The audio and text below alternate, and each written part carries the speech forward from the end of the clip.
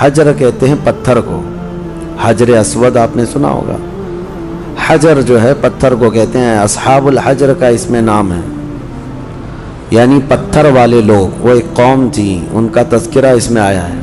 اور سورۃ النحل دوسری سورہ ہے جس کا مطلب ہے شہد، شہد کے نام سے پوری قرآن میں سورہ ہے، وہ دونوں کا تذکرہ قرآن پاک میں آیا ہے، اور دونوں بہت عجیب و غریب چیزوں کا ذکر ہے۔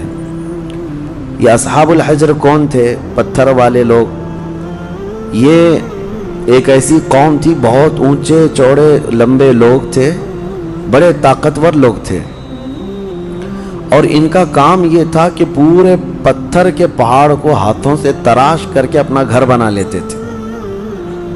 یہ معمولی بات نہیں ہے، یعنی پتھر کو ڈیزائن کرنا، تراشنا، اور اس کے اندر جو ہے دروازے بنانا، کمرے بنانا، سب پہاڑ کے اندر ہی ہوتا تھا۔ باقی کوئی چیز اینٹ سیمنٹ سے جس طرح دیواریں بنائی جاتی ہیں نہیں ہے، یہ وہ آج بھی ان کے بنائے ہوئے گھر موجود ہیں۔ مدائن صالح اس کو کہا جاتا ہے، سعودی عرب میں یہ شہر موجود ہے، الاولا نام سے۔ اب ان لوگوں نے اس کو پکنک پوائنٹ بنا دیا ہے، پہلے وہاں کوئی جاتا نہیں تھا، لیکن اب ہر چیز میں پیسہ چاہیے تو اس کو بھی ٹورسٹ پلیس کے طور پر کھول دیا گیا ہے۔ تو یہ حضرت صالح علیہ السلام کی قوم ہے۔ تو جب حضرت صالح علیہ السلام ان کے پاس آئے اور ایمان کی انہیں دعوت دی، ایک تو وہ طاقتور تھے، پہاڑوں کو تراش کر گھر تو بنا لیتے، لیکن ایمان سے محروم تھے۔ حضرت صالح علیہ السلام نے ایک خدا کی طرف دعوت دی، اللہ کی عبادت کرو اور دوسرے بتوں کی پوجا، یہ فلاں فلاں چیزیں چھوڑ دو۔ انہوں نے کہا آپ جھوٹ بولتے ہیں، یہ سب چیزیں ہوتی نہیں ہیں۔ وَلَقَدْ كَذَّبَ أَصْحَابُ الْحِجْرِ الْمُرْسَلِينَ، کذب کا مطلب ہوتا ہے جھٹلا دیا۔ حضرت صالح علیہ السلام کو سیدھے سے انہوں نے نکار دیا، کہا کہ آپ نبی نہیں ہیں، آپ کوئی نبی ہیں، کوئی رسول ہیں۔ تو بہرحال حضرت صالح علیہ السلام کنٹینیو دعوت دیتے رہے، تو اس قوم نے کیا کہا جانتے ہیں؟ ہم تو اپنے ہاتھوں سے پہاڑ کو تراشتے ہیں تو گھر بن جاتا ہے، آپ اگر سچ میں اللہ کے نبی ہیں تو اس پہاڑ سے کوئی زندہ جانور نکال کر کے دکھا دیجیے آپ،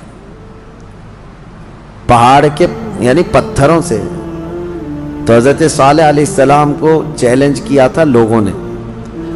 نبی صالح علیہ السلام ایک پتھر کے پاس آئے اور اس پتھر کو آپ نے ہاتھ مارا تو اس پتھر سے ایک اونٹنی پیدا ہوئی، اور وہ بھی حاملہ اونٹنی، چلتی تھی، پھرتی تھی، ساری چیزیں۔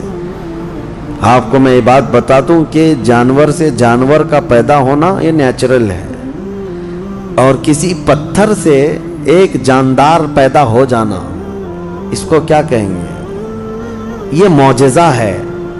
اب یہاں پر میں رک کر کے آپ کو یہ بتا دوں، کچھ لوگ یہ کہتے ہیں یہ سب کہانیاں ہیں اسلام میں، جیسے ایتھسٹ، ان کے بہت اعتراضات ہیں کہ معجزہ ایسا کیسے ہو سکتا ہے، چاند کیسے پھٹ گیا۔ آپ کہتے ہیں یہ سب تو آپ کی بنائی ہوئی باتیں ہیں، یہ معجزے کو نہیں مانتے کہ نیچر کے خلاف ایسا نہیں ہو سکتا۔ ہم کہتے ہیں نیچرل چیز آپ کو یہ لگتی ہے، لیکن کچھ چیزیں ایسی ہوتی ہیں جس کو سپر نیچر کہا جاتا ہے، قانون سے بھی بڑھ کر کے کوئی چیز ہوتی ہے، قانون سے بڑھ کر کے، یعنی کوئی چیزیں ہیں دنیا میں، کچھ قانون ہے۔ میں آپ سے پوچھتا ہوں، گریویٹی کا قانون پتہ ہے نا؟ اکثر سارے بچے جو پڑھے لکھے ہیں وہ جانتے ہیں گریویٹی، یہ لا آف گریویٹی جس کو کہتے ہیں، کوئی بھی چیز اوپر جائے گی تو زمین کی طرف نیچے گر جائے گی۔ ہاں، ایک چھوٹی سی بھی چیز، ابھی اس کو میں انگوٹھی کو ادھر چھوڑوں تو کیا یہ رکھی کھڑی رہے گی؟ قانون کیا ہے؟ گریویٹی کا جو لا آف گریویٹی، ہر چیز زمین اس کو کھینچتی ہے، کشش ثقل اس کو کہتے ہیں، ہر وزنی چیز کو زمین اپنی طرف کھینچ لیتی، یہ قانون ہے، لا آف گریویٹی ہے۔ لیکن اس کے برخلاف بھی تو ہم دیکھ رہے ہیں ہزاروں کلو کے وزن کی ایروپلین ہوا میں اڑتی ہے، اس کو زمین کیوں نہیں کھینچ لیتی؟ یہ کچھ لا آف گریویٹی سے بڑھ کر کے کوئی انسان ہی نے بنایا نا، اور دنیا اس کو ایکسیپٹ کر رہی ہے۔ ہونا تو یہ چاہیے پانی میں ایک چھوٹا سا تنکا بھی ڈال دو، کیا ہوگا؟ پانی میں اندر چلا جائے گا. لیکن ہزاروں ٹن وزن لے کر کے کچھ شپ، کچھ جہاز پانی پر ایسے ہی تیرتے ہوئے جاتے ہیں، انسانوں کو بھی لے کے چل رہے ہیں، سامان کو بھی لے کے چل رہے ہیں. تو قانون جو ہے اس سے ہٹ کر کے بھی تو کچھ چیزیں ہوئی ہیں نا، دنیا میں ہو بھی رہی ہیں. تو معجزہ جو ہوتا ہے وہ سپر نیچر ہے، اور یہ بھی اللہ کے نبیوں سے ہے. جب لوگ ان سے مطالبہ کرتے ہیں تب اللہ تعالیٰ اپنے نبی کو یہ اختیار دیتا ہے، اور وہ نبی اپنی طاقت سے ایسا معجزہ دکھاتے ہیں. اب پتھر سے اونٹنی کا پیدا ہونا یہ معجزہ ہے. ان کو، بعض لوگوں کو یہ ہضم نہیں ہوگی بات اور سمجھ میں نہیں آئے گی. ان سے کہو اگر سمجھ میں آ جائے تو معجزہ ہی نہیں ہے. اگر سمجھ میں آ جائے معجزہ وہ ہے جو عام انسان کی سمجھ میں نہ آئے. عام انسان کی سمجھ میں نہ آئے وہ کیا ہے؟ معجزہ ہے. حضرت صالح علیہ السلام نے کر کے دکھایا. اب وہ اونٹنی چرتی بھی تھی، آتی بھی تھی. یہ صاف نشانی دیکھ رہے تھے وہ لوگ، کفار و مشرکین. لیکن ہوتا ہے نا کچھ لوگ جو انت بھکت ہوتے ہیں، گوبر بھکت ہوتے ہیں، ان کو ہزار صاف نشانیاں دکھیں، نہیں نہ ایمان لانا نہیں ہے. انکار کر دیا انہوں نے، کہا کہ یہ نہیں ہو سکتا. تو حضرت صالح علیہ السلام کی اونٹنی چرتی تو رہی، اور اس کے بعد ہوا یہ کہ وہ جو گاؤں کا تالاب تھا، جب وہ اونٹنی اس میں پانی پینے جاتی تو پورا پانی پی جاتی. تو اب ان کو ڈر لگنے لگا کہ ہمارے مویشی، ہمارے جانور کہاں پانی پئیں گے. تو وہ دشمنی کر بیٹھے اللہ کی اونٹنی سے. اس کو ناقۃ اللہ کہا ہے قرآن میں. ناقۃ اللہ، اللہ کی اونٹنی ہے. تو اب پھر اس کی دشمنی کرنے لگے. حضرت صالح علیہ السلام نے ڈرایا، یہ اللہ کی نشانی ہے، اس کے ساتھ چھیڑ چھاڑ کرو گے تو اللہ کا عذاب آئے گا. اس اونٹنی کو کچھ نہ کرنا. ہاں پانی کی ضرورت ہے، میں باری لگا دیتا ہوں، ایک دن یہ اونٹنی پانی پیے گی، ایک دن تمہارے جانور پانی پیے گی.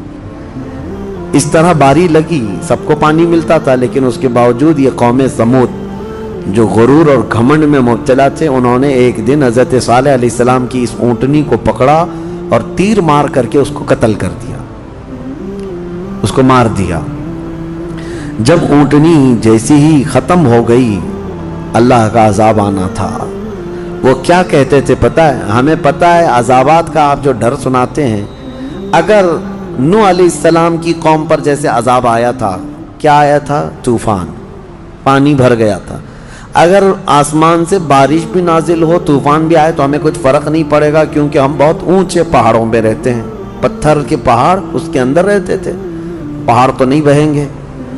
دوسری چیز، اگر لوط علیہ السلام کی قوم پر جیسے عذاب آیا پتھر برسنے کا، اگر وہ بھی آ جائے تب بھی ہمارے پہاڑوں جیسے گھروں پر کچھ بھی اثر نہیں ہوگا. کون سا عذاب؟ اگر بہت تیز ہوائیں بھی آئیں تو پہاڑوں کو اٹھا کے تو نہیں لے جا سکتی. یہ پورا ایک ایک پہاڑ 2000-3000 فٹ اونچے پہاڑ ہیں. آج بھی جا کے دیکھ سکتے ہیں. اتنے اونچے اونچے پہاڑوں کو تراش دیتے تھے اور گھر بنا کر اس میں رہتے کہ ہوائیں بھی اس کو نہیں اڑا سکتے. تو طوفان کا عذاب، پتھر کی بارش کا عذاب، یا پھر ہواؤں کا عذاب کیا آئے گا؟ وہ چیلنج کرتے تھے حضرت صالح علیہ السلام. حضرت صالح علیہ السلام نے اللہ کی بارگاہ میں عرض کی کہ مولا، میں نے جو دعوت دینی تھی ان کو دے دی اور یہ سرکشی پر اتر آئے ہیں. تو اللہ تعالیٰ نے عذاب جو بھیجا وہ کیسا عذاب تھا؟ فَأَخَذَتْهُمُ الصَّيْحَةُ. یہاں اللہ تعالیٰ فرماتا ہے صیحہ ایک لفظ ہے قرآن میں، چیخ کا عذاب. چیخ کا عذاب. میں آپ کو ابھی بتاتا ہوں قرآن سے کیا کیا چیزیں ثابت ہیں. معجزے کو آج سائنس کے اعتبار سے میں منواتا ہوں آپ کو. جیسے ابھی میں نے کہا کچھ قانون ایسے ہیں جو سپر نیچر ہے، قانون سے جو عام ہے اس سے بڑھ کر کے. اب چیخ کا جو عذاب ہے، چیخ کس کی چیخ تھی؟ حضرت جبرائیل علیہ السلام آئے زمین پر، انہوں نے ایک چیخ ماری، آواز نکالی. اب فرشتے کی آواز میں کیا طاقت تھی واللہ عالم. وہ آواز جب پھیلتی گئی تو اتنی تیز آواز تھی کہ یہ اپنے گھروں میں، پہاڑوں جیسے پتھروں کے گھروں میں جہاں تھے اس آواز کی وجہ سے ان کا بھیجا نکل کر کے کانوں سے باہر آ گیا اور وہ جہاں تھے وہیں پڑے کے رہ گئے. آواز کو برداشت نہیں کر سکتا آدمی. اب میں آپ کو بتاؤں، دنیا چیخ کے عذاب کو دیکھ چکی ہے، تبھی جا کر کے یہ بم والی جو آج کیفیت ہے کئی جگہوں پر، جو بارود بم وغیرہ جو بنائے گئے، اس میں ہوتا کیا ہے؟ صرف آگ نہیں لگتی ہے بلکہ اس میں آواز ہے، اور جتنی تیز آواز ہوتی ہے اتنی تیز ہلاکت ہوتی ہے. جتنے بم بنائے جاتے ہیں، ایٹم بم ہوں یا اور بھی دوسرے، اس میں بہت سخت قسم کی آواز، جب وہ بم پھٹتا ہے تو یہ آس پاس کی چیزیں جو ٹوٹتی ہیں یہ بارود کی وجہ سے نہیں ٹوٹتی، صرف اس آواز کی وجہ سے ٹوٹتی ہیں. آواز کے اندر یہ طاقت ہے.